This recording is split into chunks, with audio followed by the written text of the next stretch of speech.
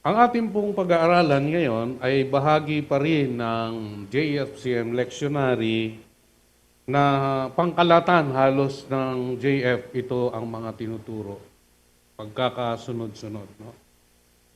So, ating pong pag-aaralan yung mga pasyang kinakailangan. Matapos nating marinig ang pangangaral sa nakailangang iligtas ang lahat, matapos nating marinig ang pagliligtas ng Diyos, matapos nating marinig ang pagliligtas at katarungan ni Yahweh, at ang pagpapatuloy sa pag-aaral sa katarungan ni Yahweh, matapos nating marinig ang aral sa mabuting balita, then yung born again, ano yung last Sunday? Sinong nagturo? Andun yung nagturo. Daron. Ang nakahandang buhay. So ngayon, kailangan na nating magpasya. Kung di pa tayo nakapagpapasya, marapat na pong pagpasyahan kasi kapag naririnig na yung mga aral, nagiging manhid na po tayo. So wala na hong kakayahan na magdesisyon dahil napuno na ang puso at isipan ng mga aral na hindi pinagdesisyonan. Kaya po, kailangan natin na hong magpasya. Amin po ba? Sabihin niyo po sa katabi mo, magpasya na tayo ngayon. Okay?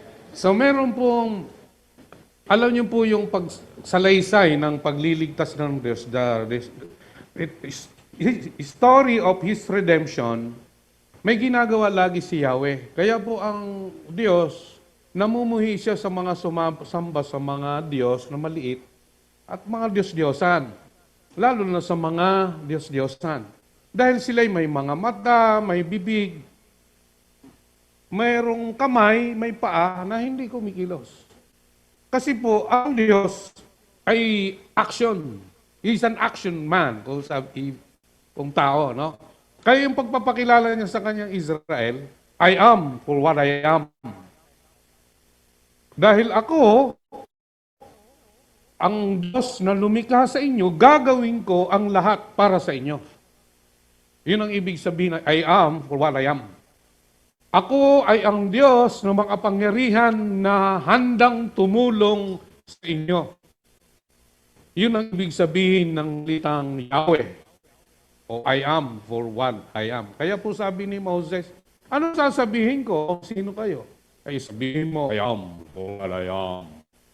Hindi, sa ano lang yon? Sa Ten Commandments. No? Kaya po, sa Israel, mula sa Ehipto, ay kanya na hong ipinakilala kung sino siya. Dinigma niya, nakipagdigma siya sa mga Diyos ng Egypt, na wala naman ho talaga hong kakayanan at ipinakita niya ang kapangyarihan na yon. Kaya ang sabi niya sa Exodus, ako ang inyong Diyos, wala nang iba. Huwag kayong sasamba sa mga Diyos at inanyuan at ginawa niyo ng anyo. Dahil ako ang nag-iisang Diyos. Kaya po, sa bilin lagi ng Panginoon, meron po siyang pinapakita kung ano siya. Siya yung kumikilos, siya yung gumagawa. Siya yung patuloy na nagmamatiyag at nagkakaloob sa atin ng pag-iingat sa araw-araw. Amen po ba? Kasi po siya ay Diyos, ating Ama. Hindi po siya pwede hong limitahan.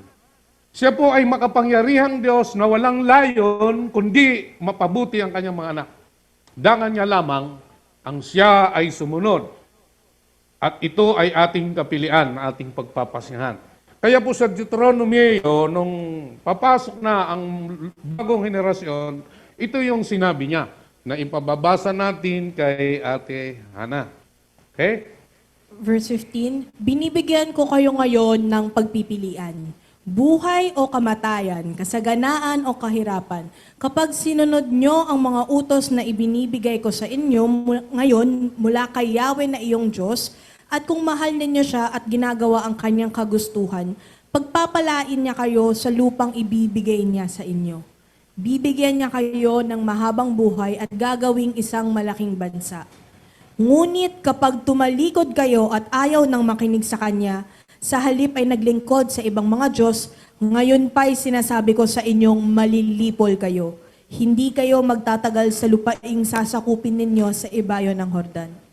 Saksi ko ang langit at ang lupa na ngayon inilahad ko sa inyo ang buhay o kamatayan, ang pagpapala o sumpa. Kaya piliin ninyo ang buhay para kayo at ang inyong lahi ay mabuhay ng matagal. Ibigin ninyo si Yahweh. Sundin siya at manatiling tapat sa Kanya upang kayo at ang inyong salinlahi ay mabuhay ng matagal sa lupaing ipinangako niya sa ninuno ninyong sina Abraham, Isaac at Jacob. Amen. So, makikita po natin na mayroon pong kapilian na hindi pinangahasan ng Diyos. Inilatag niya, sabi niya binibigyan ko ka ngayon ng pagpipilian. So, dalawa lang naman, buhay o kamatayan, o kalakip doon sa buhay, yun yung kasaganaan, yung kamatayan, kahirapan. No? Meron pong kondisyon kapag sinunod ninyo. So, sino yung pipili, magpapasya? Tayo. Kung kano ang kanyang pangangaral sa kanyang bayang Israel, gayon din po rin ang kanyang ninanais. At inilalatag sa atin. At tayo po yung magpapasya. Kaya po sabi niya, saksi ko ang langit at ang lupa. So lahat naman tayo bilang tao, gusto natin ng pagbabago. Tama po ba? Kaya nga po, may mga sigaw ang mga relihista na ganito. Bukang bibig nila na magkaroon ng pagbabago. At yung pagbabago na yun, pagpapasya po yun. Kaya po sa atin, pagpapasya po, kung paano nga ba natin gagawin ang ibinigay na buhay ng Panginoon kung ayon sa kanyang panukala o lihis o laban sa kanyang kalooban. Nasa atin po yon. Pero sa atin bilang iglesia ay nais ng Diyos na sundin ang kanyang kalooban dahil may kalakip na pagpapala. Kaya sabi niya, kung susundin ninyo, mabubuhay kayo. Kung hindi naman, mamamatay kayo. So, kanino po yung kapilian, pagpapasya? Sa atin. Naway, sabi nga ni Pablo, sana'y piliin natin. Pare-pareho ang mga apostol. Piliin natin sundin ng Diyos. Dahil yun yung layunin niya. Kaya po sa iglesia, dapat po tayo magsuri kung talaga nga bang ang ating ginagawa ay ayon sa pagkilala natin sa Panginoon. Kaya po, ating basahin yung Juan 14:21 hanggang 24, si Ate Bea naman. Ha? Verse 21, ang tumatanggap sa mga utos ko at tumutupad nito, ang siyang umiibig sa akin. Ang umiibig sa akin ay iibigin ng aking Ama. Iibigin ko rin siya at ako'y lubusang magpapakilala sa kanya. Tinanong siya ni Judas, Panginoon, bakit po sa amin lamang kayo papakilala ng lubusan at hindi sa sanlibutan? Sumagot si Jesus, ang umiibig sa akin ay tumutupad ng aking salita. Iibigin siya ng aking Ama at kami tatahan at mananatili sa Kanya. Ang hindi tumutupad sa aking mga salita ay hindi umiibig sa akin. Ang salitang narinig ninyo ay hindi sa akin, kundi sa Ama na nagsugo sa akin. Thank you, Ate Bea. So, meron po tayo, malinaw naman. Mahirap bang intindihin yung binanggit ni Juan? Mahirap ba? Malinaw, ano po? Simple at payak. No? Ang tumatanggap sa mga utos. So, lahat ba tumatanggap sa mga utos?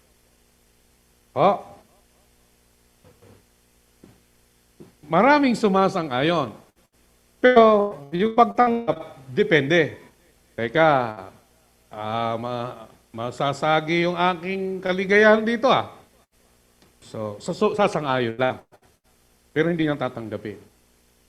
Kaya po tayo, kung malinaw sa atin ang ginawa ng Diyos sa atin, pag binabangga lagi yung kalooban ng Diyos at kalooban natin, sino ang laging magwawagi? Kalooban ng Diyos. Kasi kung hindi tayo tumanggap at tumutupad. Kasi ang umiibig sa Panginoon, sabi niya, ay siyang tumatanggap at tumutupad. Amen? So kung tinanggap at hindi naman tinutupad, wala rin. Nagiging mangmang. Amen? So, kailangan sa atin magpapasya tayo. Itong aral na ito, anong ibig sabihin ng Diyos sa buhay ko? Ano yung dapat kong pagpapasyahan? Kasi po, yung bawat salita ng Diyos, may inaasahan ng Diyos na tugon. At ang kanyang naisin ay tanggapin at sundin. Pagpapasya natin yan. Kaya kung tayo na umiibig sa Diyos, sabi niya, iibigin din tayo. Amen? Opo, pangkalahatan, iniibig ng Diyos ang kanyang mga nilikha. Pero pagdating po doon sa relasyon, pagdating roon sa tunay na kalagayan ng isang tao na nilikha ng Diyos, kailangan niyang makinig at tupdin ang kanyang mga utos. Kasi kung hindi, lumalabas, mga banyaga tayo. Hindi tayo kabilang doon sa kanyang naisin na sa simula't simula pa, yun ang plano niya. Hanggang sa walang hanggan. So, kaya si Judas, iba yung kanyang pananaw eh. Bakit hindi nyo ipahayag niya sa sanlibutan at sa amin? Ang hinihingi ng Diyos sa mga tagapakinig na naroon, kausap niya mga alagad, ay makinig at sumunod. Kaya ho, ang umiibig anya sa akin, sabi ng Panginoon, tumutupad. Ayan. Sabihin nyo nga po sa katabi mo, ay iniibig mo ba ang Panginoon? Ating tupdin ang kanyang salita. Ating tupdin. Kasi po, hindi po mahirap gawin ang kalooban ng Diyos. Mamaya, makikita natin. Kasi ang tanong natin, ano nga po ba ang mga pasyang kinakailangan gawin natin upang tayo ay mabago tungo sa kanyang wangis? So tayo po ba'y sa mga aral na naaning narinig, tayo po ba'y mga anak ng Diyos? Dito po nagtatapos ang ating gawain. So ang tanong, kinikilala ba natin tayo mga anak ng Diyos? Amen. So ngayon, magpapasya tayo. Ano bang kailangan nating gawin? Alam niyo po, kailangan nating pagpasyahan kung sino ang higit na iibigin. Kung sino? Kapilian po yon. At tayo bilang mga anak ng Diyos, ay marapat na tumugon dahil nakikita natin na kung wala ang Diyos sa ating mga buhay, wala akong pakinabang ang buhay. Amen? So may pagpapasya tayo. So lubhang napakapayat po ng sinasabi ng Panginoong Yesus at ang Biblia tungkol sa pag-ibig sa Kanya at sa Ama. Sabi niya, ang sino mang nakikinig at tutupad nito ay siyang umiibig sa akin, ako at ang aking Ama ay mananahan sa Kanya. Kasamang sasalo, gano'n. Ibig sabihin, naroon yung pagpapala ng Diyos. Naroon yung intimate o bigkis ng pagmamahal ng isang Diyos at ng kanyang nilikha. Dahil dito, walang sukat ipagtaka sa mga inuugali at ginagawa ng bawat isa sa kanya-kanyang buhay. No? Kaya po yung sinasabi ng Panginoon, nakabuod po si doon sa pagkilala sa Kanya sa pamagitan ng naunawaan yung pag-ibig ng Diyos. Yung pag-ibig niya. Mamaya, matutuklasan pa natin yun. No? Hindi to hiwaga na kailangan pa ng pagsasaliksik o matiim na pag-iisip. So sa ating pong mga pagpapasa, ang ating buhay ay salamin. No? Ano yung ating pong outlook determines outcome. Kung ano yung pagkakaunawa natin sa ating Panginoon, yun yung magdidetermina kung ano yung ating magiging buhay o bunga. Kaya mahalaga hong makilala kung sino ang Diyos. At mahalagang ang pagkilala na yon ay naunawaan yung pag-ibig ng Diyos. Amen? So ang ating buhay ay salamin palagi ng pag-ibig ng puso o ng kawalan nito. At kung suriin ang sinasabi ng Biblia tungkol sa pag-ibig at puso. Kaya po, ang pinupuntirya alam niyo po ba na ang pinupuntirya ng tao At ang Diyos, ang nais niya yung puso.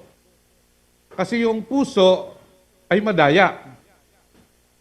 Di po ba? Madaya po ang puso. Yan po yung in-address kung bakit ang Panginoong Yesus ay pinapaunawa niya kung ano yung Diyos, ano yung gawa ng Diyos, ano yung gawin pa ng Diyos.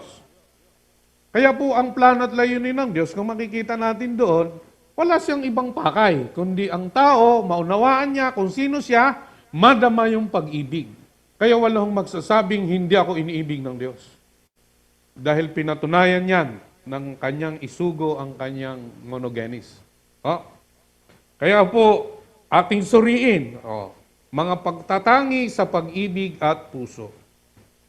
Unahin natin yung una, kung nasaan ang kayamanan, naroon din ang puso.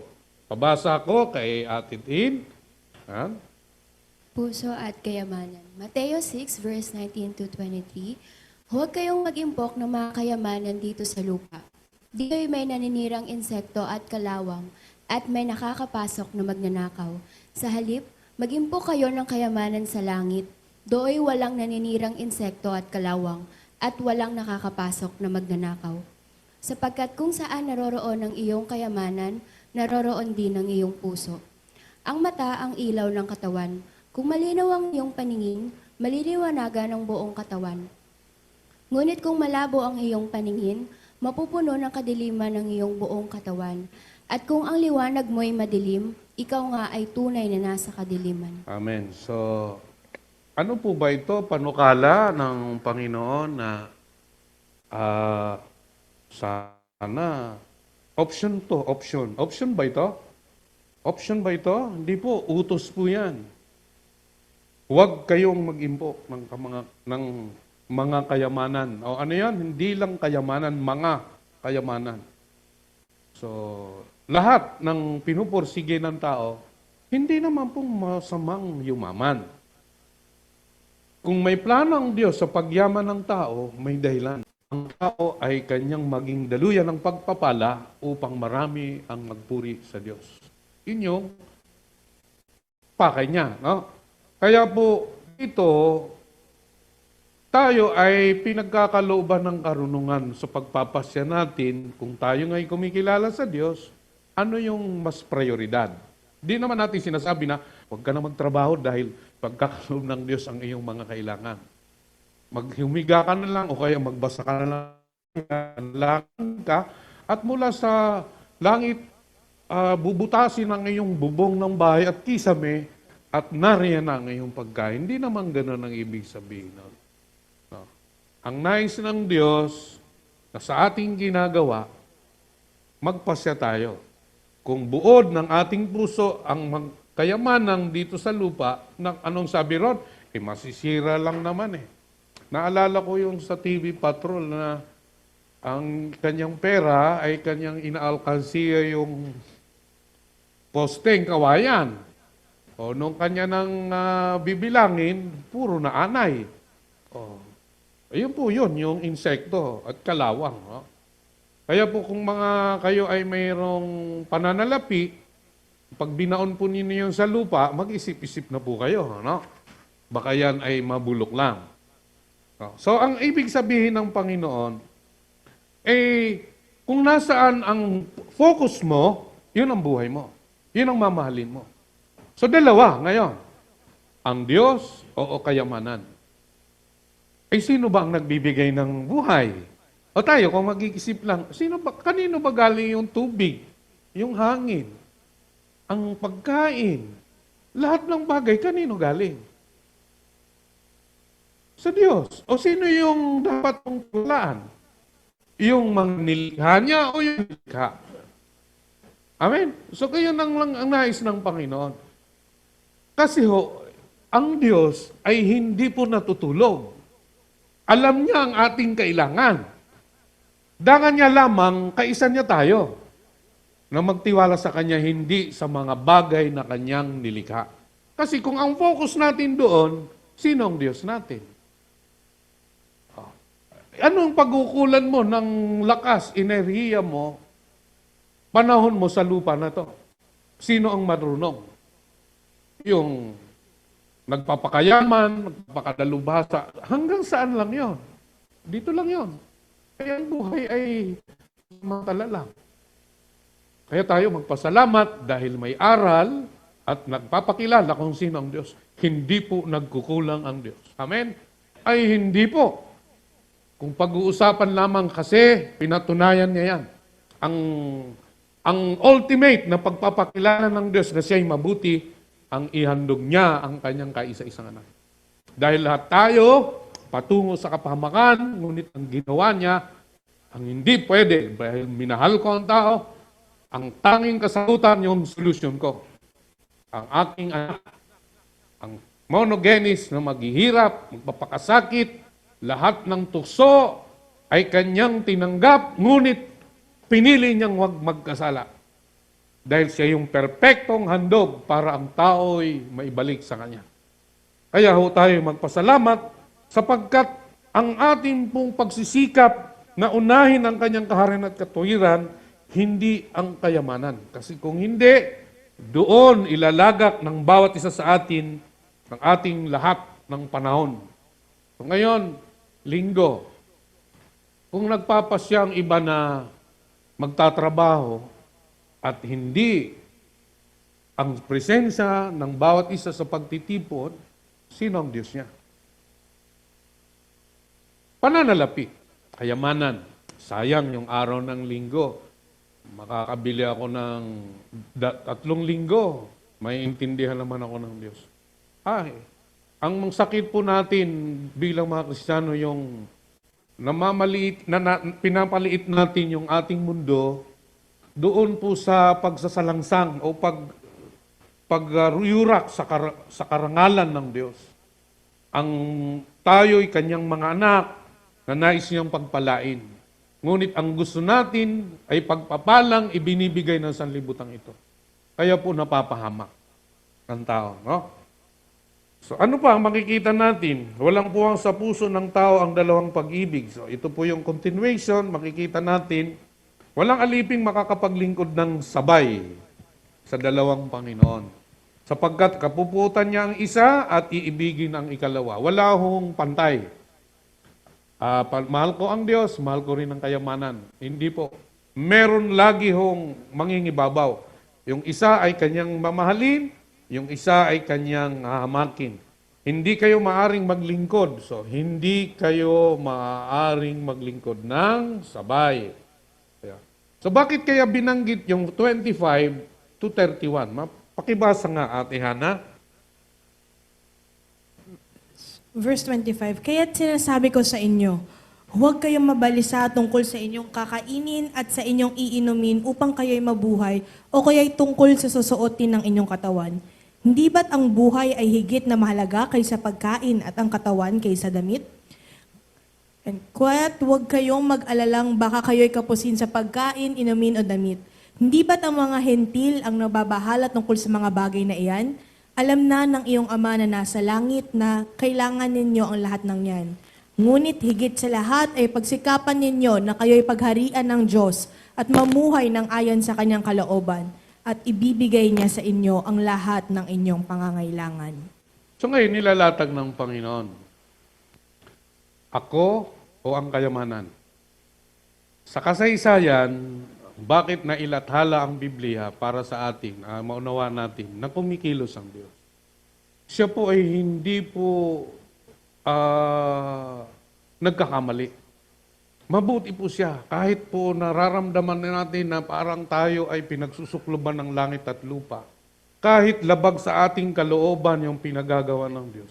Kung pipiliin natin si Yahweh, mabuti ang bunga nun.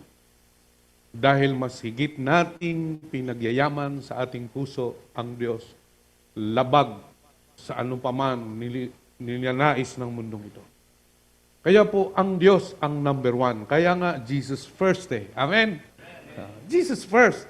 Kasi kung pansin ninyo, mababalisa ka sa lahat ng mga bagay. Hindi mo naman ibig sabihin na, paano yan, pastor? Hindi na ako magtatrabaho, hindi na ako magtatanim dahil ibibigay ng Diyos. Ang ibig niyang sabihin, sa lahat ng kanyang nilika, kilalanin siya. Magpasalamat na humingi lagi ng gabay, na hindi madaya ng sistema ng mundong ito, na lahat ng inaalok nito aangkinin natin dahil sa ating kakayahan at abilidad. Kundi gamitin yon, gamitin yon, kailan? Para po sa kanyang kapurihan. Kaya po ako sa akin, ang prinsipyo ko, para maunawaan natin at maging totoo ang sinasabi ng Diyos, kumilos tayo. Pagpasyahan natin. Ako umaalingaw-ngaw ako, nagpapasalamat sa Diyos kung bakit sa JF, yung kanyang tema nito, Matthew 6:33. Oh, seek ye first the kingdom of God and His righteousness. Unahin mo, Jesus first. Unahin mo. Yun yung sikreto. Hindi po sikreto. Yun po ang mabuting gawin. Kaya po ako, sabi ko nga, ang dapat matutulog ka na, papahinga ka, pero mas mabuting unahin ang kanyang kaharian, kanyang katwiran. Hindi po yun hindi po ako namimili. Pagpapasya po yun, kaya po para sa akin, pagpapasya ng sinuman na susunod sa kalooban ng Diyos.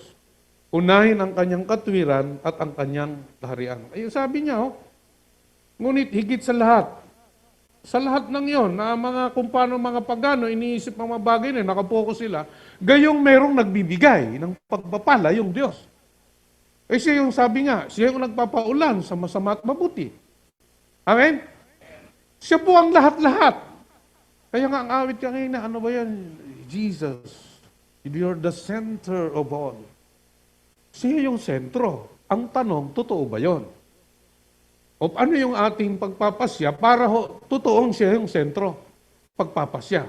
Uunahin ko ang iyong katwiran at kaharian. Kaya sabi niya, pagsikapan ninyo na kayo'y pagharian ng Diyos. Paano tayo pagharian ng Diyos kung ang nasusunod, yung hari, ang ating mga sarili, hindi ang Diyos. Amen? At kayong paghahari at kabungan nun, pamumuhay ng ayon sa kanyang kalooban. So ano yung sentro? Panginoon, ang kanyang kaharian. Ano ang gagawin ng Diyos? Kung ano ang iyong trabaho, magpatuloy ka. Kung ikaw ay tatay, nanay, gawin mo ang tama bilang magulang. Kung ikaw ay anak, gawin mo ang tama. Ikaw ay sumunod sa magulang. Kung ikaw ay manggagawa ng iglesia o ikaw ay naglilingkod sa Diyos, na mayroong mga kailangan, ito ang gawin mo. Kaya lang kung minsan ilang bang, pag mangangaral ba ang isang taang lingkod ng Diyos? Kailangan niya bang mangimi? Baka mamaya mayroong masaktan? Minsan yun po ang dating ng iba. Pero sana maintindihan po ninyo, ang salita ng Diyos nanunugat. Hindi ho para tayo ay umalis sa iglesyang ito, kundi maging kawangis. Yung pipiliin ng pag-ibig niya, di ba? Kasi kung minsan, ang tingin sa mga aral ay, ang tingin ng iba ay nami-personal. Hindi po. Unahin ang kanyang kaharian at kanyang katwiran. So, mahirap bang sundin ang kalooban ng Diyos? Mahirap sa taong ayaw makinig at sumunod. Pero doon sa taong makikinig at susunod, madali. Amen? Kasi pagpapasya po yan. Halimbawa, ikaw, nagtatrabaho ka sa isang opisina. Tapos alam mong may responsibilidad ka na gawin mo yung kahit mahirap. Anong gagawin mo? Pag di mo alam, tatanong mo. Kasi mayroong hinihinging bunga. Amen? Ganon din sa Diyos. Kung tayo ay nagmamahal sa Diyos, tayo ay kumikilala sa Diyos, aalamin natin kung ano yung kalooban ng Diyos. Hindi po yun sa pagbabasa-basa lang ng Biblia na maganda na mahalagang gawin. Pagbabasa ng Biblia, tama po yun. Pananalangin, tama po yun. Pero kung hindi gagawin, yung isang bagay ng pagpapakilala kung sino si Yahweh sa ating mga buhay, doon tayo mapapahamak. So, iisang puso at iisang iniibig. Ang pag-ibig sa Diyos ay tugon lamang sa Kanya naunan ng pag-ibig sa atin. Ito, mga kapatid, namnamin natin ang pinapahayag na ito at ibasahin sa atin ni Ate Bea. Unang Juan, chapter 4, verse 7 to 8. Mga minamahal, mag-ibigan tayo sapagkat mula sa Diyos ang pag-ibig. Ang bawat umiibig ay anak ng Diyos at kumikilala sa Diyos. Ang hindi umiibig ay hindi kumikilala sa Diyos sapagkat ang Diyos ay pag-ibig. Inihayag ng Diyos ang kanyang pag-ibig sa atin nang isugo niya sa mundo ang kanyang kaisa-isang anak upang magkaroon tayo ng buhay sa pamamagitan niya. Ito ang pag-ibig. Hindi sa inibig natin ang Diyos, kundi tayo ang inibig niya at isinugo niya ang kanyang anak upang maging handog para mapatawad ang ating mga kasalanan. Nalalaman nating tayo'y iniibig ng Diyos at lubos tayong nananalig sa katotohanan ito. Ang Diyos ay pag-ibig. Ang nagpapatuloy na umiibig ay nananatili sa Diyos at ang Diyos ay nananatili naman sa Kanya. Ang pag-ibig ay nagiging ganap sa atin kaya't hindi natin kinatatakutan ang araw ng paghuhukom sapagkat tayo tulad ni Kristo kahit nasa daigdig pang ito. Walang kasamang takot ang pag-ibig at pinapawi ng ganap na pag-ibig ang anumang pagkatakot. Hindi pa ganap ang pag-ibig ng sinumang natatakot sapagkat ang takot ay kaugnay ng parusa. Tayo'y umiibig sapagkat ang Diyos ang unang umibig sa atin. Ay nagsasabing iniibig ko ang Diyos, subalit napupuot naman sa kanyang kapatid ay isang sinungaling. Kung ang kapatid na kanyang nakikita ay hindi niya magawang ibigin, paano niya maiibig ang Diyos na hindi niya nakikita? Thank you, Ate Bea. So, para kay Juan, kung naunawaan natin kung ano yung pag-ibig ng Diyos sa atin, yung kagandahang loob ng Diyos, ito yung pamanhik ni Juan. Sinisentro niya yung puso. Kung mahal mo ang Diyos, mag-ibigan tayo. Amen?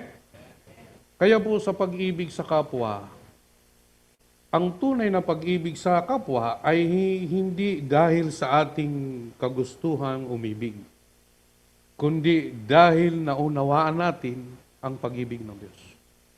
Ang nagiging bunga ng pag-ibig ng Diyos na ating nararanasan ay nagbubunga yun ng pagmamahal sa kapwa. Kaya po, kaya ho ng nagmamahal sa Diyos na umibig sa kapwa. Kaya niyang tumulong, kaya niyang magbigay ng payo, kaya niyang umunawa sapagkat naiintindihan niya kung sino ang Diyos na nagmamahal sa Kanya at sa bawat nilikha niyang ayon sa Kanyang wangis. Kaya po, pag may mga taong nangangailangan, hindi dahil sa humihingi sa iyo, kundi alam mo ang kanyang kalagayan. Kaya ka natututong magmahal. Hindi po tayo dinumero na magmamahal lang tayo, magpapakita lang tayo ng pagmamahal kung merong mga taong lumalapit sa atin na tama rin namang gawin. Pero kung naiintindihan mo ang kalagayan ng isang tao, ipadama natin ang pag-ibig ng Diyos na ating tinanggap. Kasi ang bunga nun, ang pag-ibig ng Diyos, dumaloy sa iyo, na pinadaan sa atin, at naibahagi yun sa iba, anong bunga nun?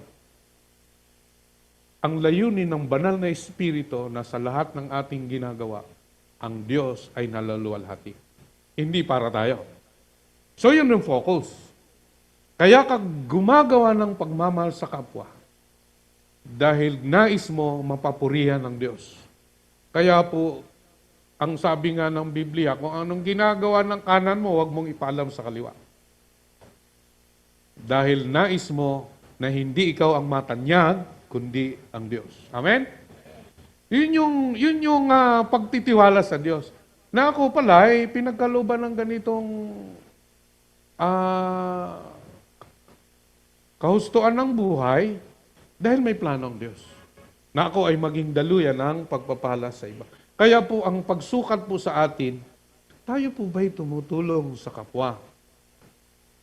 O hanggang tayo'y hanggang bibig na lang. Alam mo, mahal kita, may kailangan ka? Oo nga po pastor O sige, pag-pray natin, may bigay sa iyo ng Panginoon. Hindi po, tulungan. Pero kailangan ding mapagbantay. Baka mamaya, ang nangyayari, pinapakain mo ng isda nang hindi mo tinuturo ang manghuli ng isda. Hindi po matututo sa buhay yan, no? Kaya ho, ang pag-ibig ay hinihingi ng Diyos sapagkat kung naunawaan natin na ang pag-ibig ay galing sa Diyos. Siyang unang umibig. Amen? So, sabihin mo nga sa katabi mo, mahal ka ng Diyos, mahalin mo rin ang kapwa mo. Kaya po, wala pong puwang, lalo na sa loob ng iglesia, na mapubuot ka sa isang kapatid. Kaya mahalin mo kahit hindi po sa estado, kundi yayu, wangis ng Diyos. Kaya po, paano ka magagalit, paano ka mayayamot, o paano mo pagdadamutan ang isang tao na nilikha ng Diyos ayon sa kanyang wangis? Kaya hindi tayo nakikipaglaban sa dugo sa dugo at laman. Kasi paano mo kakalabanin ang taong nilikha ng Diyos na kapareho mo? O anong iiral? Pag-ibig ng Diyos. Kaya po, ang focus ngayon, meron ako para daluyan ng pagpapala sa iba. So ano ngayon gagawin ng Diyos? Ang sino mang sumusunod sa aking kalooban ay isang aking pagpapalain. Oh. Kung doon sa material na bagay, yung ating hangganan, hindi ko kaya ibigay ito kasi kung ibibigay ko ito, anong isipin mo? Kung ibibigay ko ito, anong mangyari? Mawawalan ako. Kanino nakasentro? Sarili mo, hindi doon sa Diyos. Ang by default kasi tayo, gusto natin yung sarili natin hindi mapasama. Totoo naman po yun. Pero pagdating po roon sa pagpapairal ng pag-ibig, ay hindi ang mangibabaw ang sarili mo. Mangibabaw ang kalooban ng Diyos. Amen? So ano pa? Ang pag-ibig natin sa Panginoon Jesus ay pinapatibayan ng ating kagustuhang sumunod. So yun yung katibayan. Ang tumatanggap. Tumatanggap. Kaya po sa mga oras na ito, may harap. Tayo po ba'y magpapasyang tatanggapin o pagsasang-ayon lang? Pag tinanggap natin yon, hinihingi ng Diyos ang pagtupad nun. Oh. So, pangalawa, ano ba ang siyang kinakailangan gawin natin upang tayo mabago tungo sa kanyang wangis? Pagpasyahan kung alin ang higit ng pagtutuunan ng isip. So ano yung unang in-address? Puso. Ano yung susunod? Isip. Pwede bang kumontra ang isip? Ay ang isip sa gusto ng puso? Pwede po. Kaya kailangan doon parehas. Ay, ang anong sinasabi ng puso, yun ang isip. Iisipin din, no? Kung ano yung tama. Kasi kung minsan, alam mo na hindi magandang gawin, pero bakit mo pa ginagawa? Di ba? So alam mo nga, hindi pwede kang magkaroon ng katipan na hindi mananampalataya. Alam mo yun. Ako naniniwala, hindi mo alam yan. Pero ginawa mo, ano mangyayari sa'yo? Ay, nako. So yun, pagpapasyahan kung alin ang higit ng pagtutunan ng isip. Kung sa puso nagbubod ang ating pag-ibig, anong ginagawa naman ng isip? Ang isip naman, nakakata ang mga pamamaraan. Kung anong gagawin, yung isip aandar sa paggawa sa buhay. Hindi maaaring paghiwalayin ito. Nagkakaroon ng pingkian. Ano ba yung pingkian? Yung, para ko yung patintero, nagkakaroon kayo ng kung ano yung gagawin mo. Papahuli ka ba o hindi? Hindi maaaring paghiwalay ito. Nagkakaroon ng pingkian at digmaan ang puso at isip ng tao. Kapag hindi nabago at naturuan ng isip na sumunod sa puso. Kaya po, ang mahalaga ho, mga kapatid, kailangan ma-address mo yung puso. Pakasunod ay ang isip. Dahil sa puso, doon nagmumula yung pag-ibig. At pag-unawa, doon sa puso na yon para kumilos yung isip. Kaya hindi po pwedeng maghiwalay yun. No? So nawawala ng saysay ang pagbabago ng puso kung hindi naman mababago rin ang isip. No? Kaya po mga kapatid, ang ating puso at isipan binabantayan yan. No? Ito ang dahilan kung bakit kailangang baguhin, hindi lamang iniibig ng ating mga puso, kundi ang nilalaman at tinuturo rin naman ng ating mga isip. Maaaring sabihin niyo, Pastor, ito yung laman ng aking dibdib. Pero ang isip ko, hindi sumasang-ayon. O, baliktad naman.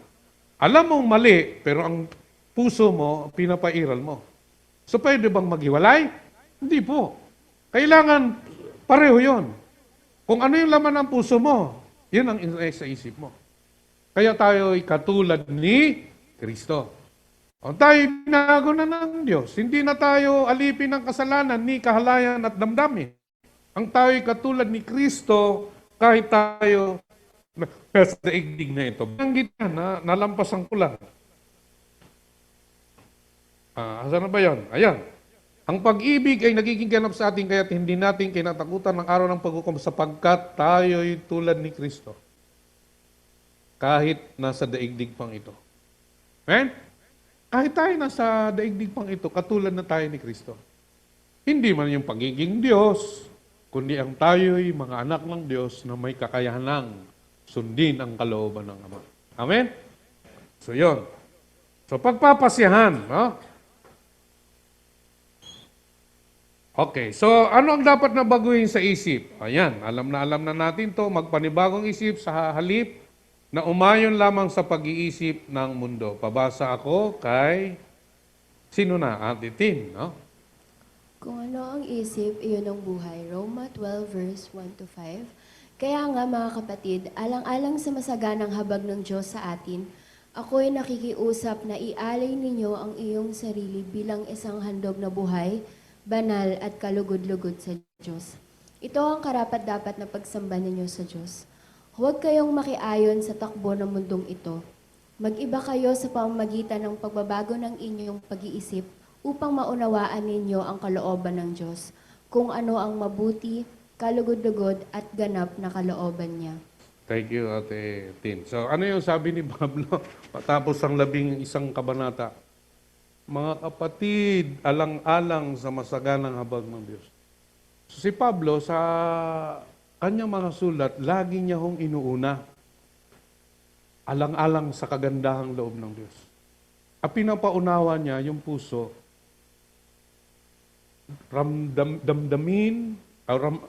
namnamin, tuklasin, alamin, yakapin,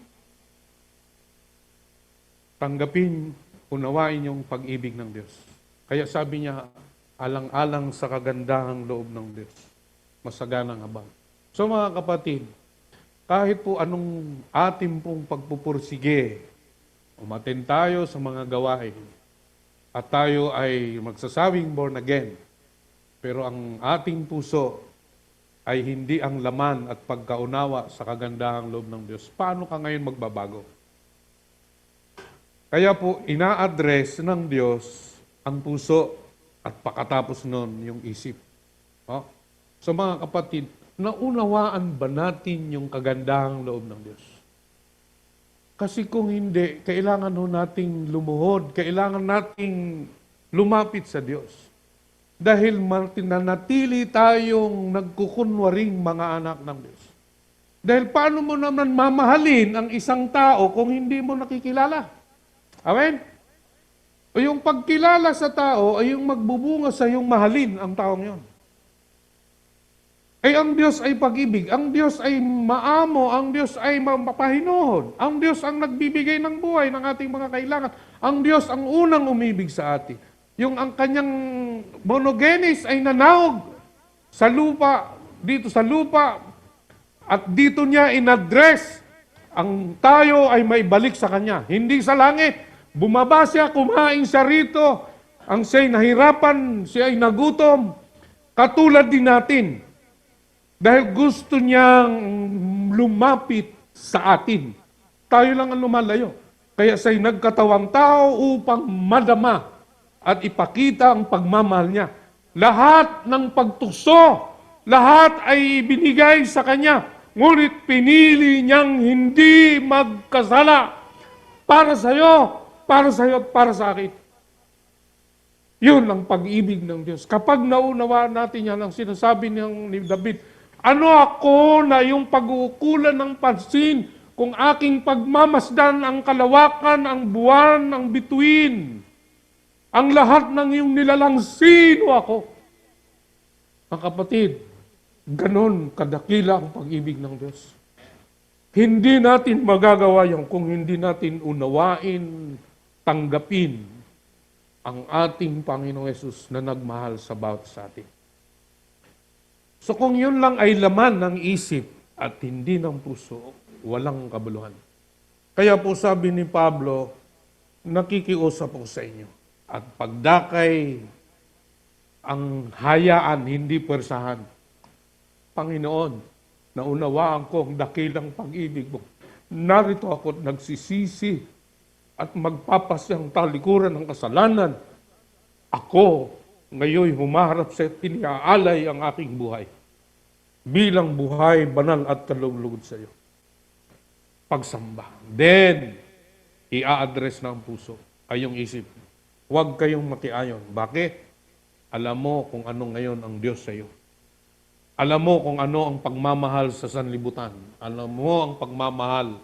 Dito'y magdudulot ng kapahamakan. Amen?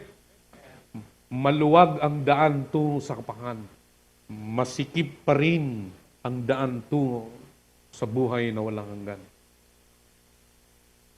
Kaya po mga kapatid, ang kanyang himo, kapag naunawaan natin ang kanyang kagandahang loob na siya namang hinihingi ng Diyos, ito na ngayon, huwag kayong makiayon. Dahil meron ng separation, may paghiwalay ng banal at hindi banal. Amen?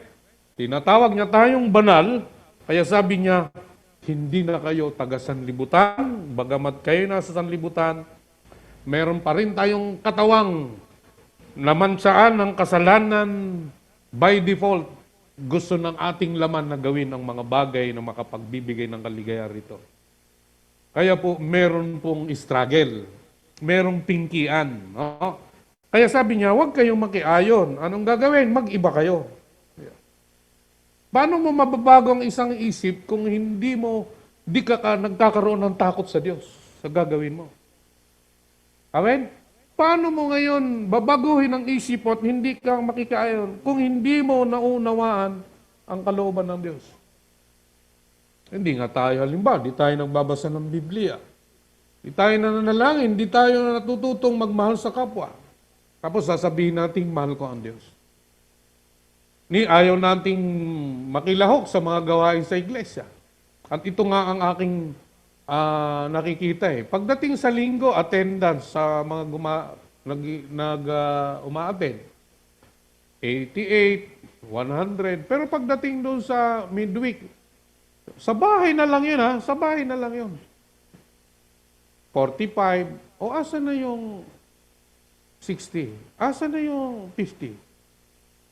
O ano yung pinagkakaabalahan? Abay, inilalagat ng Diyos ang kanyang presensya sa mga gawain sa church.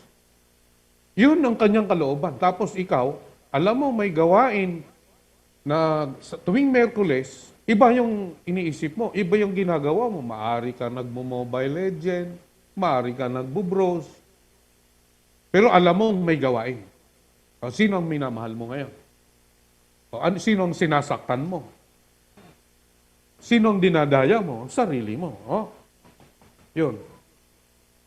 Kaya po sabi ni Pablo, dahil sa kalooban ng Diyos, dahil sa kagandahang loob ng Diyos. Kaya sabi niya, huwag ninyong pahalagan ang inyong sarili ng higit sa nararapat. Sa halip, pakaisipin ninyong mabuti ang tunay ninyong katayuan.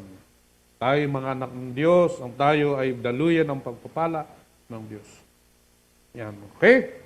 So, sabi niya, ano ang isip? Paano ang isang salmista, kinikilala niya yung pagpili, ay gagamitin niya ang kanyang puso at isipan ng ayon sa kalooban ng Diyos. Babasa ako doon sa 1 to 2 lang. Yan.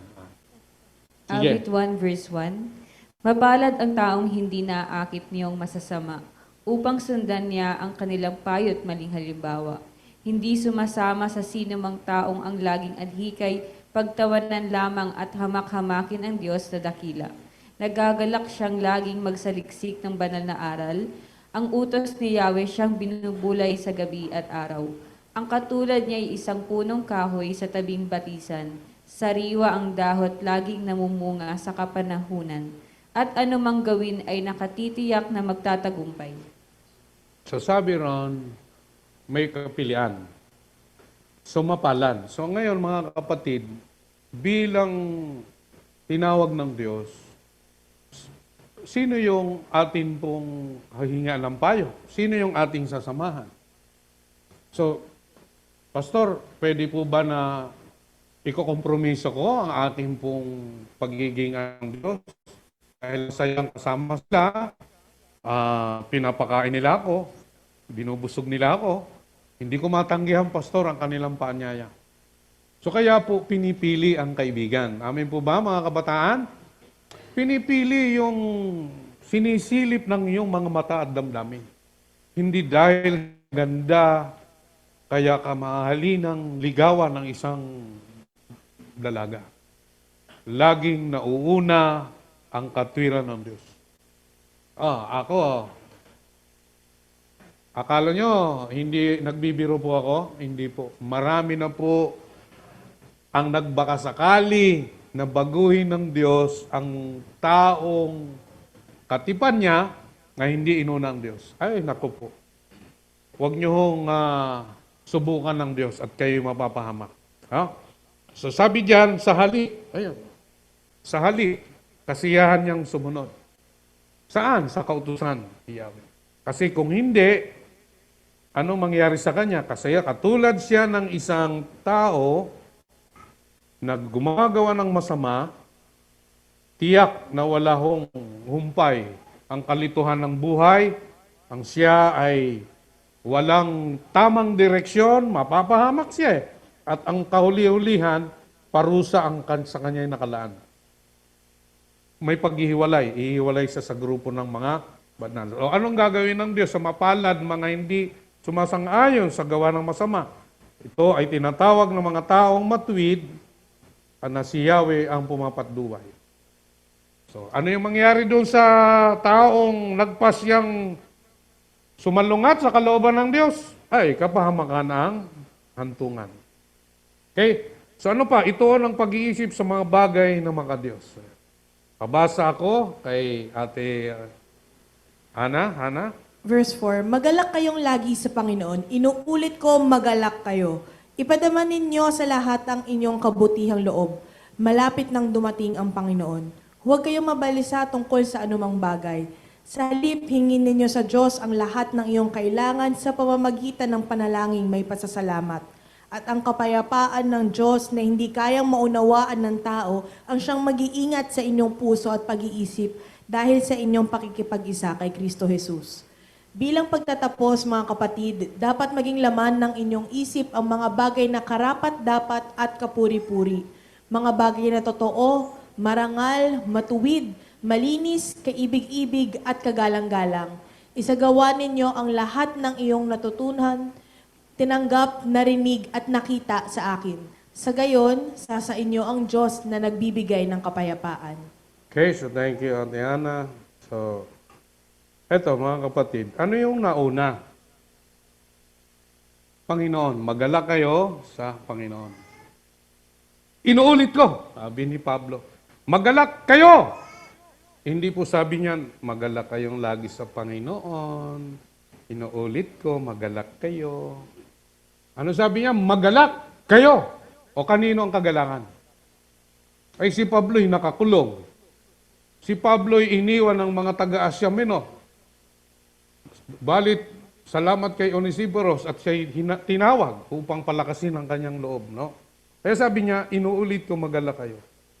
Paano ang kagalakan na meron sa Panginoon? Anong bunga nun? Na ipapadama nito ang kanyang kabuting loob. Yung naramdaman, kagalakan. So, para tunay, ang ating pong puso at isip, isentro sa Panginoon.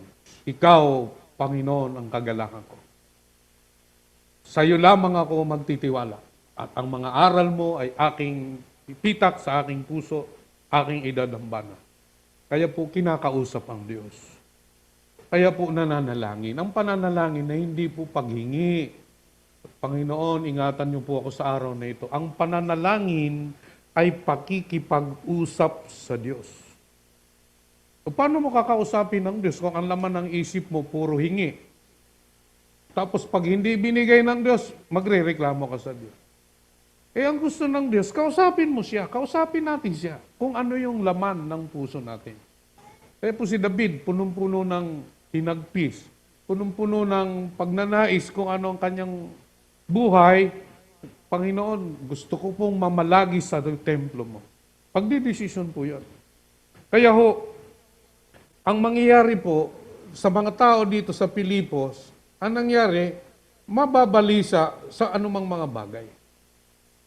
Kaya laging inuuna, ina-address yung relasyon sa Diyos. Kasi pansinin nyo ha, kung mangyari man sa kahinaan natin na tayo na balisa, ano yung solusyon? Lumapit sa Diyos. Hingin ninyo sa Diyos.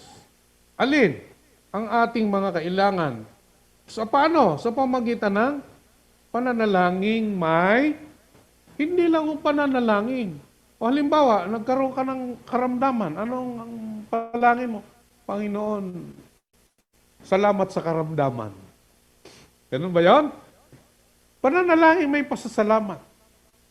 Ang Panginoon, ako po'y may karamdaman.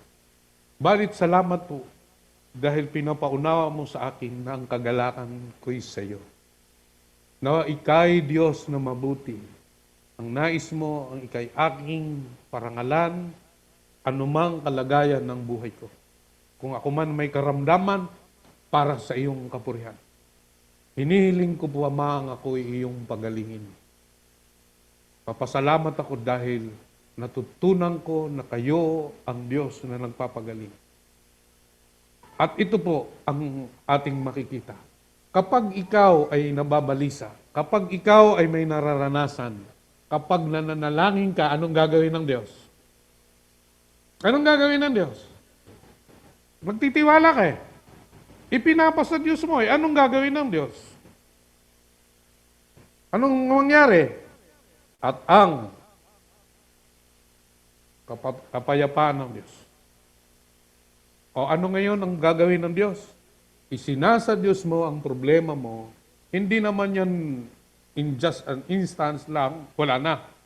Kundi tinuturuan ka, maging payapa ang puso mo. Kagalakan mo ay hindi ang nakikita mo at nararamdaman mo, kundi ang presensya niya. Amen? Yan po yung nagagawa. So, hindi natin namamalayan, dumarating ang panahon. Ay sabi ko nga doon sa isang, alam niyo po, pag umaten po kayo, si Ate Rhea Rabe, sabi sa kanya ng doktor, 5 years na lang ang itatagal ng buhay mo. Siya po ay may kidney failure. Yan. Ilang taon na siya naghihirap? 10 years. Pero laging masama ang pakirap, sinisikmura.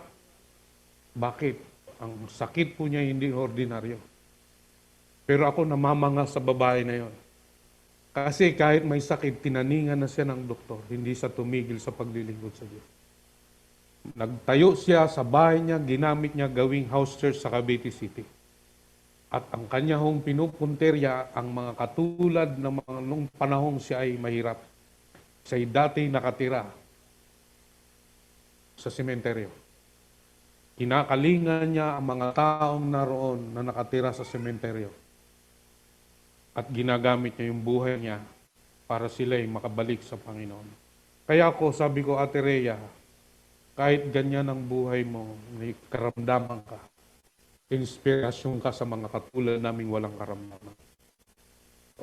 Ngayon, kinikemo siya. Dalim pituka niya. Laging sakit ang mura.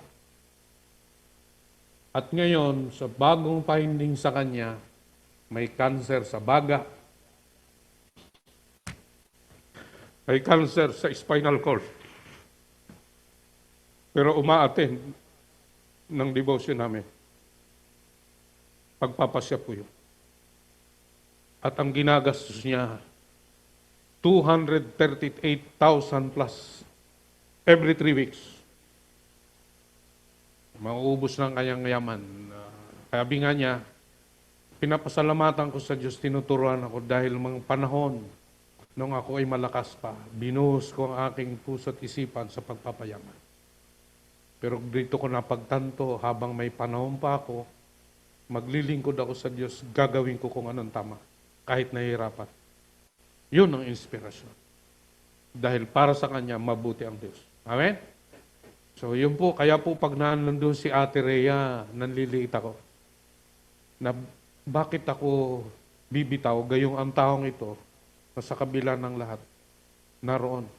Kaya ko, Ate Rhea, sabi ko, pagalingin ka man o hindi ng Panginoon, hingin pa rin natin ang kalooban niya. At basta tayo nanalangin na pagalingin ka. Kaya po, nakaka-inspire po ang buhay niya. So, sabi niya, Pastor, ako'y luluwas ng Cebu para doon sa kasal ng anak ko. Sana'y maging mabuti ang kalagayan ko. So, yun. Inspirasyon po ang mga katulad nila, no? Kasi bakit? Natutunan niya na ang pananalangin ay ibinibigay ng Diyos ang kapayapaan. Amen? Na hindi kayang maunawaan ng tao. Tapos, dahil po, bibigyan ng Diyos ng kapayapaan, saan ba yung kagalakan nakabuod? Sa puso. Amen? Ano yung mga alalahanin? Saan po yung nakalaga? Isipan. Dinadigest mo ang nangyari sa'yo, mga pantaha sa buhay, imagination. Anong sabi ng Diyos? Ang mag-iingat sa inyong puso at pag-isip. Ganyang kahalaga ang panalangin na may pasasalamat sa Diyos. At ito pa, sabi niya,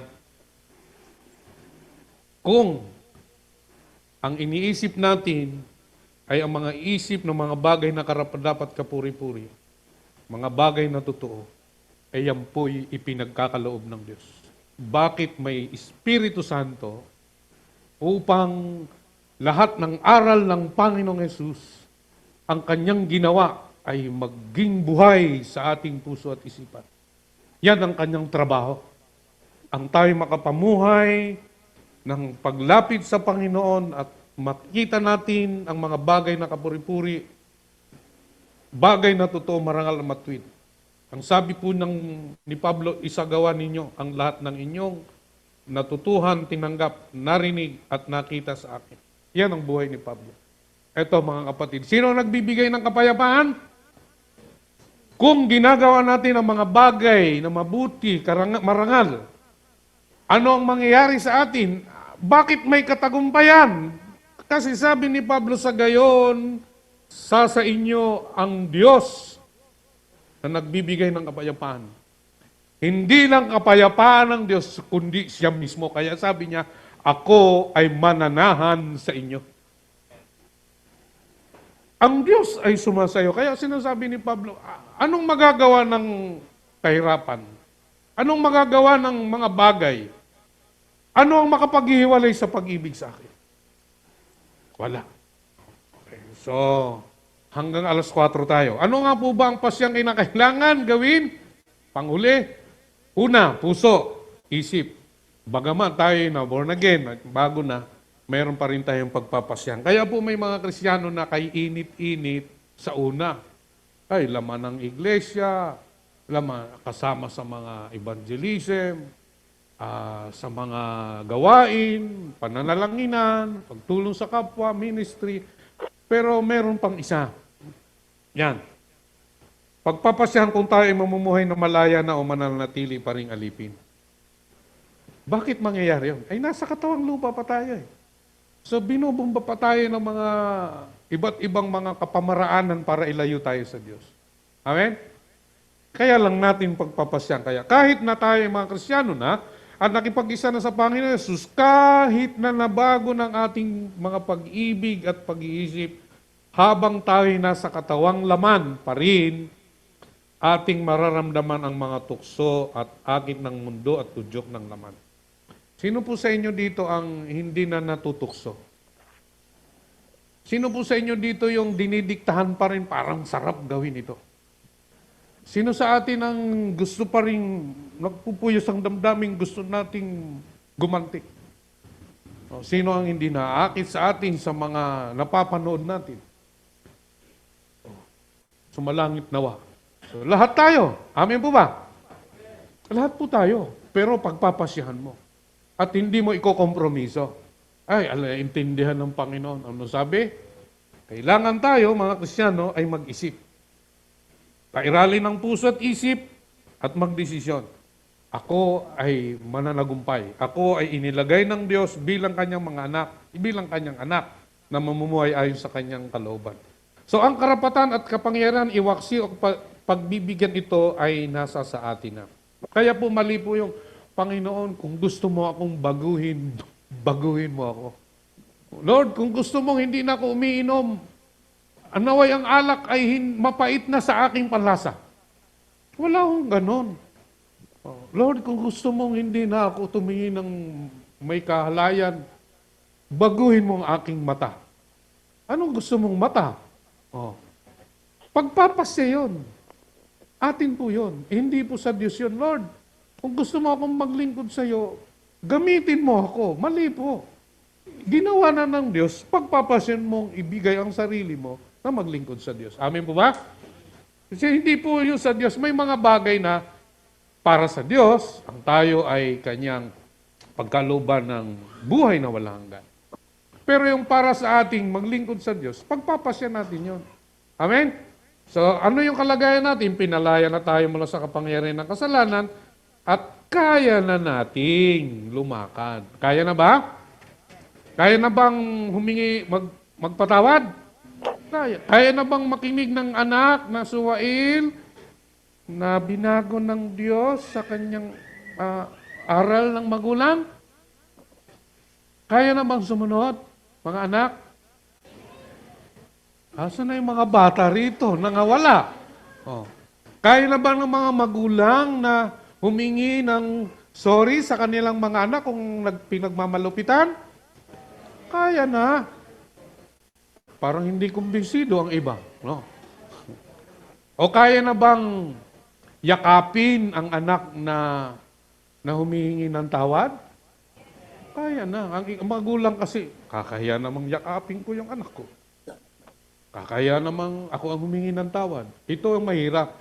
Yung say sorry, yan ang mahirap. Pero sa taong binago ng Diyos, kayang-kaya. Amen? So yun, ang Kristiyano ay pinalaya na. Basahin natin. Okay? Alipin pa rin ang sariling pagmamatuwid. Galatia 5 verse 1 to 4. Yung naka-highlight na lang na. Okay po. Verse 1, malaya na tayo dahil pinalaya tayo ni Kristo. Kaya magpakatatag kayo at huwag nang paalipin pang muli. Verse 4, kayong nagsisikap na maging matuwid sa pamamagitan ng pagtupad sa kautusan, inihiwalay ninyo ang inyong sarili kay Kristo at tinanggihan ninyo ang kagandahang loob ng Diyos. Yun. So sabi ni Pablo sa Galacia, malaya na tayo dahil sa pinalaya tayo ni Kristo. Ang tanong, totoo bang malaya na tayo? Dito po nagtatapos ang ating malaya na tayo. Ina-address niya yung mga nakipag-isa sa Panginoon na dahil pinalaya tayo ni Kristo. Malaya na po ba tayo? Malaya na po ba tayo? O ba't duda po kayo? Ay pinalaya lang nga tayo. Yun yung kalagayan natin. Ang tayo ay isinilang na muli. Bakit duda tayo? Kasi may ginagawa tayo na hindi ayon sa kalooban ng Diyos. Amen po ba? Kaya nagkakaroon tayo ng pusong dudista. Dudista. Bakit? Ang parakleto, napipigati. Hindi tayo kanyang mapangunahan dahil pinipili natin yung gusto natin, hindi yung gusto niya. Kaya tuloy ngayon, hindi tayo makabahagi ng Ebanghelyo dahil hindi para sa atin totoo. Kaya po yung pagiging Kristiyano ay sa karanasan. Karanasan kung paano mo harapin ang buhay ng mayroong pagpapasakop sa Diyos. Na kahit ikay nahirapan, Kahit wala kang pagkain, sa pagkainan, nagugulumihanan ka na. Nakikita ng mga anak mo at kapitbahay mo na mapayapa ka. Ginagawa mo pa rin na hindi ka aburido. O halimbawa, kung ang asawa mo walang naibigay na inaasahan mong pambayad sa mga bayarin, tapos may nautang ka pa sa tindahan at nangako ka, dumating kapos ang perang ibinigay sa iyo, ano ang magiging reaction mo? Ba't ko lang to? Di po, mag-usap ng maigi. No? So, yun. Halika, mag-pray tayo. Bigyan mo po kami, Panginoon, ng kagalakan sa kabila ng aming nararanasan. Magpapatuloy kaming may kagalakan sa aming puso. Panginoon, asin at kanin lang ang aming kakainin. Dahil sa hirap noon ng buhay. So, pero magpapatuloy po kami. Dahil masigit kayo kaysa anumang meron ng mundo ito. O ano ngayon gagawin nun? Alam niyo po ba na-experience na? Ako na-experience ko yan eh. Kaya tuloy, nung nandun pa tayo sa Llanas, walang-wala talaga. Yung company namin ay nagsara, so yun. In-expect ko, tuloy lang. Tapos tinawag ako, ngayon may inabot. Walang-wala kami noon ni Ate Inos. May ibinigay sa akin. Umiiyak ako. Tuloy sabi ko, Panginoon, ang sarap pala ng pakiramdam ng alam mong galing sa iyo. Hindi mo inaasahan eh. Bibigay sa iyo. So yun lang, tuloy lang. Hindi naman madali ang maging buhay ng isang mananampalataya. Pero kung nagtitiwala ka, tinutulungan tayo ng Diyos. Na baguhin ang ating pananaw na magtiwala sa Kanya. Kasi God is a God who knows our needs. Alam niya eh. He is a man o He is a God of action. Di po siya tuod. Ginagawa niya ang lahat para mapabuti ang buhay natin ayon sa Kanyang kalooban. Hindi po siya yung inilalagay mo sa isang pedestal o sa isang lugar na hindi kumikilos. Kaya namumuhi siya sa mga sumasamba sa mga inanyuan. Dahil hindi siya ganon. Dahil siya ay Diyos na kumikilos. Hindi siya manhid. Alam niya ang ating kalagayan. Dangan niya lamang nang tayo'y magtiwala sa Kanya. Ano man, madilim man ang ating nakikita, mahalaga laging nangunguna ang Diyos sa buhay natin. Amen? Yun ang gusto ng Diyos. Kaya sabi niya, kayong magsisikap na maging matwid, gayong alam na ninyo ang pagmamahal at kagandahang loob ng Diyos, nagsisikap pa kayong sundin ang kautusan, ano inyong ginagawa? Inihiwalay ninyo ang inyong sarili at tinatanggahan ninyo ang Diyos na nagbibigay ng kagandahang loob. Kaya po ang Diyos na nga ang lumapit.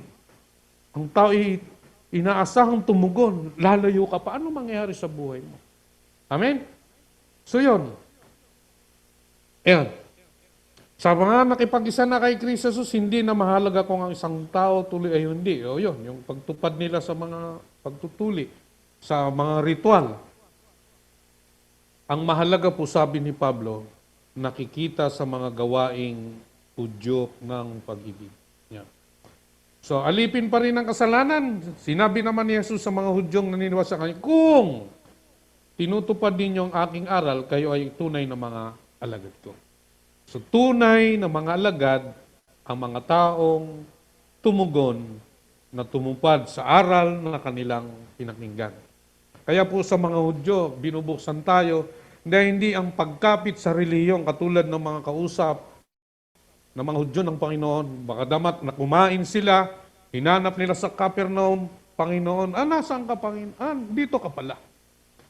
After nang sila ay nakakita ng kagilagilar na ginawa ng Diyos, hindi sila manampalataya, kundi sa mga bagay na ginawa ng Diyos ang sila kumain. Kaya sa kanila, pinanghawakan nilang relihiyon, ngunit ang sila ho'y, sabi ng Panginoon, ang kayo'y alipin ng inyong kasalanan. No? Sabi niya, pakatandaan ninyo, ang namumuhay sa kasalanan ay alipin ng kasalanan. at hindi kabilang ng Diyos ang sinumang alipin ng kasalanan. Kaya nga tayo ay hinango sa pag-aalipin ng kasalanan upang tayo maging mga anak ng Diyos na magmamana ng buhay na walang hanggan. Kaya po, eto, sabi ko kay Ate Dalia, pakigawan nga uli ng katulad nun. So ito po ay aking ipapalagay din sa ganon sa kabila naman. Ha? Dito naman, para ho, yan. Ano nga ho ba yung ating mga maling kapilian? Katulad ba tayo ni Adan? Katulad ba tayo sa panahon ni Noe? Katulad ba tayo sa panahon ng Babel? Pero pansinin ninyo, sa kabila ng kapilian ng tao na lumayo sa Diyos, ginagawa ng Diyos ang kanyang mga plano at layunin, bagamat ang mga taong ito na kanyang pinagkatiwala sa ibang Diyos, hindi nawawala sa kanyang puso at isipan ang pagpapasya na ibalik ang mga taong ito sa pamamagitan ng Panginoong Kristo. So sana nakikita natin yon, yung salaysay ng plano ng Diyos sa bawat sa atin. So nahulog man, kaya po doon sa mga maling kapilian, mga kapatid, isipin natin yung ginawa ng Diyos. Ang tayo'y ibalik sa Kanya. Ngunit, meron pa rin panganib, mga kapatid. Kung pipiliin natin yung ating pagiging makalaman, tayo'y mapapahamak. Pero kung tayo'y magpapasya na sa kabila ng anumang pagsubok sa buhay, ang manalig sa Panginoong Yesus, di tayo nagkakamali. Kaya ang ating ginagawa ay may kabuluhan. Amen? So, ang Kristiyano ay dumaranas pa rin ng tukso at aakit ng kasalanan. Kaya sabi ni Pablo, sinasabi ko sa inyo, ang Espiritu ang gawin ninyong patnubay sa inyong buhay at hindi kayo magiging alipin ng hilig ng laban. So, mali lang ang translation. Hindi sinasabi ang gawin ninyong patnubay. Kundi ang sinasabi niya, I say now, by Spirit, walk. Mamuhay sa Espiritu. Hindi sa patnubay, mamuhay sa Espiritu. Pagpapasakop sa Diyos at ang gagawin natin ay ang kanyang kalooban. Kaya po nananalangin, ang aking bang gagawin ito, Panginoon, ay magiging kaluwalhatian mo. Ito po ba'y ikararangal mo? So kung naikapipigati ng banal na Espiritu, huwag mo nang gawin. Kailangan magpareho ang puso at isipan na pagpapasyang sundin ang nais ng Diyos sa pamagitan ng banal na Espiritu. Kaya nandito siya sa atin. So mga kapatid, ito po yung paglalarawan. Pagkat ang mga nasa ng laman ay laban sa kalooban ng Espiritu. So mga kapatid, tayo po ba'y mayroon pang tendency mamuhay makalaman? Meron pa? Meron. Kaya napipiliin mo eh. So ngayon, naintindihan natin, ay sundin natin ang mamuhay sa Espiritu. Kasi may laban, mayroon pong pingkian yan. Kaya ang sabi nyo, hindi nyo magawa ang nais ninyong gawin. So kung pinapatnubayan kayo o namumuhay kay Espiritu, wala na kayo sa ilalim ng kautusan. Sabihin, kayo, ayun, ay kumikilos, nabubuhay, na may kagalakan dahil dun sa tinanggap mong pag-ibig na ipinapatuloy at namumuhay ka sa Espiritu. Kaya meron kang lakas, meron kang kapangyarihan, meron kang tayong katagumpayan. No? So kanino tayo ang alipin? Makikita natin doon sa pagpapatuloy ni Pablo sa Galacia, hindi naman talaga maikakailang mga hilig ng laman. Ito, mga kasalanan, pakikiapi, kahalayan, kalaswaan, pagsamba sa Diyos-Diyosan. Maaaring sabihin nyo, wala naman ako sa mga bagay na nandyan. Tingnan natin. Pakikiapid. Alam niyo po ba yung salitang pakikiapid, adultery? Di lang ho, aktual. Di naman ang mata mo, puso mo, sa isang mahalay na pagtingin ng isang lalaki sa babae, ng isang babae sa lalaki. Ayan po yung adultery. O, sino po ang hindi nakakagawa? Bagay niya. O, kahalayan, kalasuan. Lalo na po sa ating panahon. Kaya po, napakalapit ng panahon ng paghukom. Naghihintay na lang tayo ng palatandaan ng maitayo ang pangatong tayo. Sobra na ho ang kalaswaan ngayon. mayroong panganib kahit sa iglesia. Ang ating kompromiso ang kabanalan sa mga kahalayan. Dahil binibigyan natin ng lukso ang tita ng laman. Kailangan magpasya. Hindi ako mamumuhay sa kasalanan dahil ako'y tinatawag ng Diyos banal ang anak niya. Kaya po mga kapatid, ano yung pinagtutuunan ng ating panahon sa araw-araw? Kaya ako, sabi ko nga, gusto kong maipamulat na unahin ang kanyang kaharian at kanyang katuwiran bago sumikat ang araw. Sa mga taong ganon ang kanilang trabaho sa araw, unahin. Dahil yun ang magsasala sa lahat ng mga palaso ng kaaway. Pananampalataya, katwiran, kaligtasan, salita ng Diyos, Kanya pa.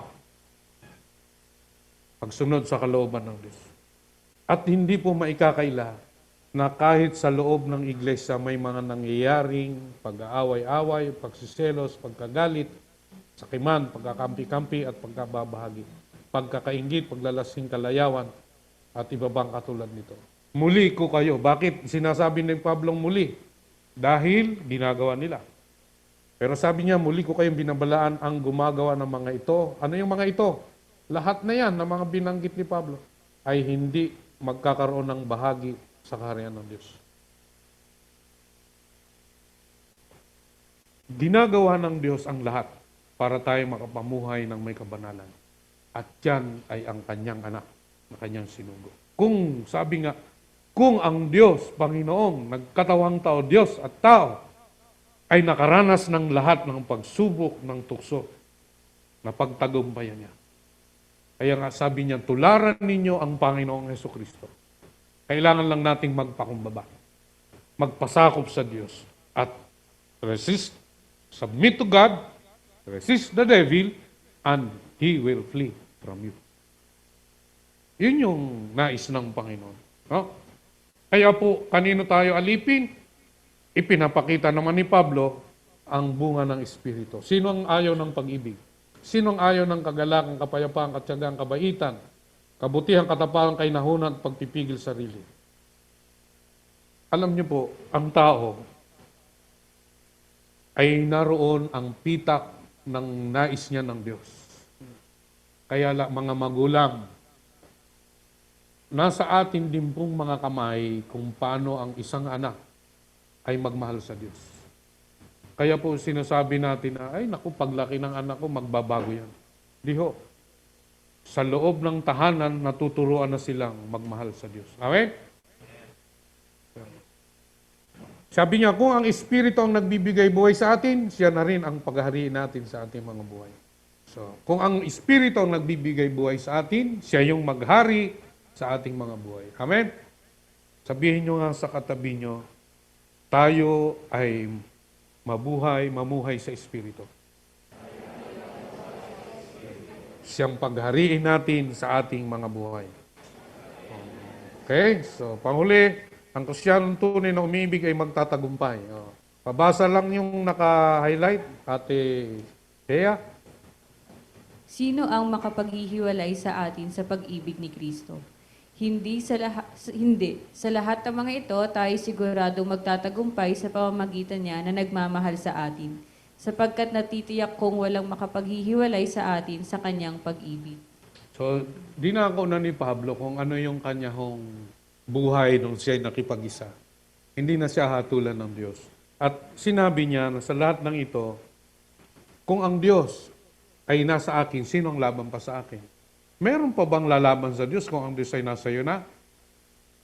Wala na. Kaya ang diablo nandadaya na lang eh. Oh? Kaya sabi yan, sino pa ang makapaghiwalay sa atin sa pag-ibig ni Kristo? Ang tanong, sumasa iyo na ba yung pag-ibig ng Panginoon? Naunawaan ho ba natin yung kanyang kagandahang loob, kanyang pag-ibig, ang kanyang, alam niyo po, minsan ho, yakapin po natin ang Panginoon. Kayo po ba mga anak, miniyayakap niyo ang inyong mga magulang pag kayo ay nagmamahal? Mga anak, niyayakap niyo ang inyong ang mga magulang, niyayakap niyo ba yung mga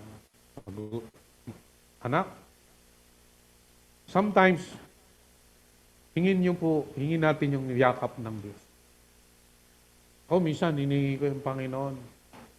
Gusto kong maramdaman ang yakap mo. Kaya kung minsan may panalangin, hindi mo mapigil ang ikaw ay umiiyak. Hindi dahil nalulungkot. Hindi mo ma-express yung yakap ng Diyos, kagalakan. Yun yung presensya ng Diyos, no? So, yun. Hindi sa lahat ng mga ito, tayo'y sigurado. Sigurado ba? Sigurado. Magtatagumpay. Sa pamamagitan, sino ang makakatiyak ng tagumpay? Sino ang magbibigay ng tagumpay? Ang Panginoon, sabi niya, na nagmamahal sa akin. Para kay Pablo, dahil doon sa kanyang tinanggap na kagandahang loob ng Diyos, natitiyak niya na walang makapaghiwalay sa kanyang pag-ibig. Ano pa niyong? Ano ba ang makakapaghiwalay? Kamatayan ba? Buhay pa? Anghel? Walang makapaghiwalay sa pamamagitan ni Kristo Jesus na ating Panginoon. Kaya po sa ating buhay, sa ating mga maling kapilian, kung tayo nandito, pumipili pa rin tayo, teka muna, baka ang banal na espiritu, hindi na natin na magiging sensitibo, tayo humingi na ng kapatawaran. Dahil ang layo ng Diyos, piliin natin ng tama, upang lahat ng mga naranasan, dahil tayo nasa sanlibutan, alam natin walang makapaghiwalay sa pag-ibig ng Diyos. Ito ang itanim natin sa ating puso at isipan at pagpapasya. Paano mo pagdududahan ng Diyos na ang kasaysayan ng kamatayan ng Panginoon Jesus at muling pagkabuhay ay public? Hindi po yan katang-isip, kundi katotohanan sa kasaysayan ng sanlibutan ito, na merong Diyos tao na namatay sa krus ng Kalbaryo. Paano mo ngayong pagdududahan ng Diyos? Ang iba ay duda sa Diyos. Gayong ipinakita na yun ng Panginoon. Kaya tayong mga taga-GF, unawain natin na walang makapaghahad lang sa pag-ibig ng Diyos. Kailangan lang bantayan ang puso at isip at pagpapasyang huwag masaling ng anumang karangyaan o mga kalakaran ng sanlibutan ito. Mangyayari ang tayo'y pipili. Ngunit tayo bilang mga anak ng Diyos, mamuhay para sa Kanya. Kaya po ating pong pag-aaral ngayon, pagpapasyan natin. Paano nga bang pagpapasyang gawin? Pagpasyahan natin sino ang iibigin? Ang Diyos ba? O ibang mga bagay? Pangalawa, yung ating isip ba ay in line doon sa pag-ibig natin sa Diyos? At sa pagkakataong ito, habang tayo nasa sanlibutan, ang tayo po ba'y mamumuhay ng malaya o manatili pa ring alipin? So sa inahaba ng pangangaral, meron po itong hamon sa bawat isa sa atin. Pakibasa nga, Ate Hana, sino kaya ang may sabi nito? Nakagawa ako ng mga dakilang bagay. Nakapagpatayo ako ng malalaking bahay at ginawa kong ubasan ang paligid nito. Gumawa ako para sa aking sarili ng mga hardin at luwasan. Tinamnan ko ito ng lahat ng uri ng punong kahoy na mapapakinabangan ang bunga. Humukay ako ng mga balon na pagkukunan ng pandilig ng mga pananim na ito. Nakaipon ako ng napakaraming pilak at ginto mula sa mga lupaing nasasakupan ko. Marami akong mga awit na babae at lalaki. Marami akong asawa at pawang magaganda. Wala nang hahanapin pa ang isang lalaki, lalo na kung tungkol din lang sa babae. Mayabang, ano? Okay. Higit akong dinakila kaysa sino mang haring nauna sa akin. Taglay ko pa rin ang aking karunungan. Wala akong ginustong hindi ko nakuha. Ginagawa ko ang lahat ng aking magustuhan. Nalulugod ako sa aking mga ginagawa at iyon ang pinakagantimpala ng aking mga pinagpaguran. Pagkatapos, inisip kong mabuti ang mga ginawa ko at ang pagod na aking pinuhunan. Nakita kong ang lahat ay pawang walang kabuluhan, tulad lang ito ng paghahabol sa hangin. Sino kaya yun? Solomon. Na nasa kanya na ang lahat ng bagay na yun ang nais ng tao sa mundong ito. Kaya po tayo magpasalamat dahil merong halimbawa ng tao na bagamat sa una ang siya ay nagpapasakop sa Diyos, pero hindi niya binantayan ang kanyang puso at isipan at nakaamba sa kanyang kaligayahan na ialok ng sanlibutan. Kaya ho, ang ginawa niya, ito po yung hinahanap ng tao sa ating panahon. Ginawa ko, nakaipon ako, lahat na ginawa ko para maging masaya. Pero sa bandang dulo, anong sabi niya? Ito lang ang aking masasabi, ang lahat ay walang kabuluhan. Ang tanging mandato na dapat gawin ng tao ay habang siya'y bata pa, kilalanin ng Diyos, sundin ang kanyang kalooban, pagkat ito ang tanging layunin Diyos. Lahat tayo haharap sa Diyos, mabuti man o masama. Pero sa atin inilalatag sa mga oras na ito kung ang ating pagpapasya. Huwag nating sayangin ang pagkakataon dahil baka matulad tayo sa isang taong nasa kanya ng lahat. Ngunit hindi niya nakita, nalunod siya sa lahat ng karangyaan ng mundong ito. Nakalimutan na niya na merong Diyos na dapat mahalin, paglingkuran, sambahin. At yan yung kalakaran ng mundong ito. So mga kapatid, ano man ang sitwasyon ng buhay mo ngayon at ang iyong mga pangarap sa mga darating na panahon, magpapasya ka. Sana'y sa aral na ito, piliin natin ang katulad ng pangangaral ni Moises. Inilalatag ko sa inyo ang buhay at kamatayan. Nasa atin yung pagpapasya. Pagpalain tayo ng Panginoon.